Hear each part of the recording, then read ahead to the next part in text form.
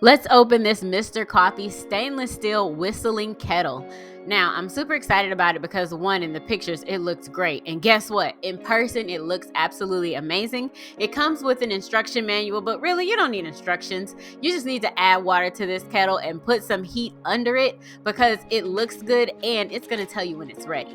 So I love that the handle flexes to one side. I think that that's going to help you avoid injury and spillage. And then it has the opening where you can pour out water, and the bottom of it is engraved with Mr. Coffee to let you know. And this looks good. It has a mirror polish, and this is how big it is next to a regular coffee mug.